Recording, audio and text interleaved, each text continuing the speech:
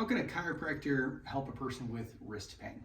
So first of all, we need to do an assessment. Was it due to a trauma? Was it due to, a certain position for too long? What's going on? How did the problem begin? How long has it been going on? Second thing, physical exam. So because that wrist, all the muscles that go that start in the forearm go through that wrist area and into the hand. So oftentimes if there's a lot of tightness in both either the flexors or the extensors, that can jam those wrist bones. There's 8 tiny little bones in that wrist, jam them all together, and that can cause a lot of wrist pain. And so we need to figure out, is that wrist pain coming from tightness in the muscles in here? If it is, we'll have the patient go into an extension. I hold those tender areas down, and then the patient will go into flexion. And that's just gonna kind of break up some of those fibers and some of the muscles in the forearm, which takes some pressure and tension off that wrist. It's a little uncomfortable for the patient, but the relief afterwards is fantastic.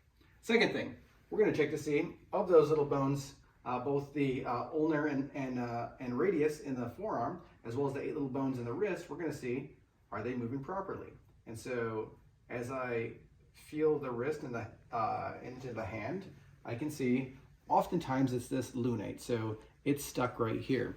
Either with my hand, a manual adjustment, or with a tool like an activator, I can get in there and adjust the wrist. This is usually done very easily. Awesome, excellent. And you may even hear an audible sound as that bone kind of breaks free and starts moving again.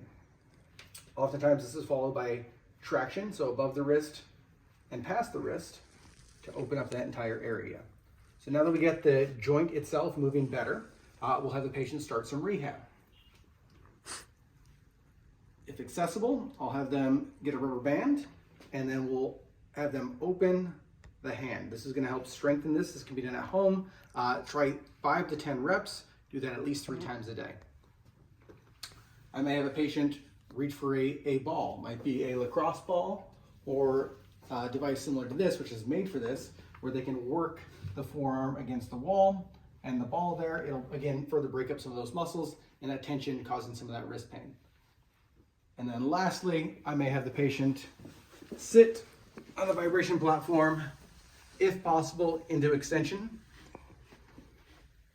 for 5 minutes.